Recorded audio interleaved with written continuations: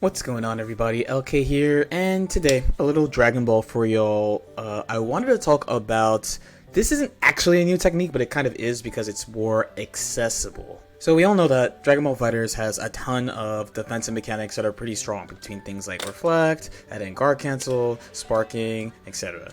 Now, jumping also has always been a pretty strong defensive option. Again, not a lot of characters have good ways of covering the space above them. 2Hs usually have a long total duration. Not a lot of characters have moves like this that go up and chase you. So as far as jumping, you can like up back out of stuff, and you can see people do it all the time. Here I have a little example string where I just kind of like get out. But as I mentioned, both in this game and in Guilty Gear, generally super jumping is a better escape because it's harder for the opponent to chase you because you're so much higher. Especially in a game like Dragon Ball, you also get like float, drifting, all sorts of things. But when you super jump in the corner here, you still have to like get out. Like normally we're doing super jump and we're holding up back so we can block just in case, right? But we're still cornered. It's still kind of hard for the opponent to chase us, but if we're not playing a character like Bardock or something, then it's hard for us to escape. So as an example, a character like Broly is not the best at traveling horizontally and stalling in the air. At least he can do it though. This ability really varies by character. But if you remember the end of Dragon Ball Season 2 when we learned about the moon jump, right? So this is when you're holding one button, usually L, you have like a super dash macro, and you can do this one frame dashing super jump. So one application people tried to have for this was using it to skip the corner because of how far you can go. So I'm going to try to do it here. Notice how I messed that up? Now the issue is with doing this is that there's a lot of ways you could mess this up. So when you're like doing this in neutral, you can buffer the input for the moon jump, but out of pressure, the timing can kind of vary. It's not the easiest thing to do, and it depends on like how your opponent is doing their string and how fast you make that choice. In this example here, my opponent is doing a set string, so I kind of have the timing, but if a slight delay could really just ruin my life. At worst, you'll get something like this, where I actually get a button, 5H, instead of getting the jump that I want. So this brings us to the current Dragon Ball patch, where now, if you're holding the S button, that you can see I'm doing here, you automatically get a super jump.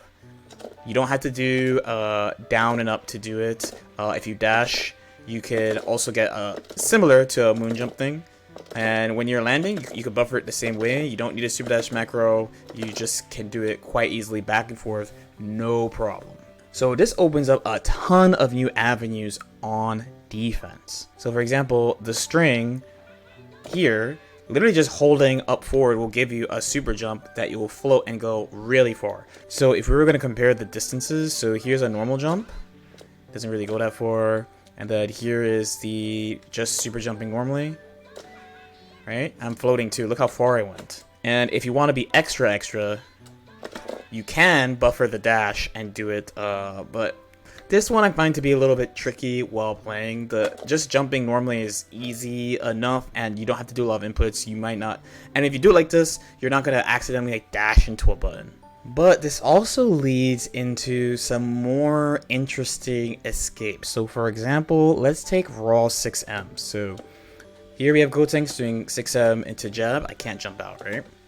So you can actually super jump this, but it's pretty difficult to do normally. But if you hold the S button, you can literally just jump no problem right out of it. Similarly here we have Vegito, same thing, can't jump out, but with the holding S you can get out quite easily. So I've been finding myself while blocking pressure just holding the S button, and if I feel like mashing, for example, like let's say I get a little punish here, I'm holding S the whole time, and then I could press buttons, I could do my combo, or if I feel like playing on the defense, I could just jump and I'll always get the super jump. So just wanted to put that out there. I am really interested to see what people end up doing with this, because it's another way that makes defense stronger, and unlike typical Dragon Ball defensive options, where I talked about this before, but The defensive options in this game are really good, but also have like quite a bit of risk attached to them. So if you don't use them properly, you get like deleted, right? But this one in particular is pretty low risk. You can only get hit out of your jump for like 4 frames. Like once you get airborne, you can't get like hit. Of course, you get like the extra frame advantage, bring it back down, whatever. But you can't straight up get hit once you're airborne. It's really low commit, and you have your float and fast fall options. So I find it to be quite strong, and I really expect everybody at top level play to be doing this. If they're not already doing it, then you'll see it within like honestly the next couple of weeks to a month. Now, as usual, if you guys have any questions or comments, feel free to leave them in the comment section below. Like and subscribe if you guys feel like it, and I'll see you guys next time. Peace out.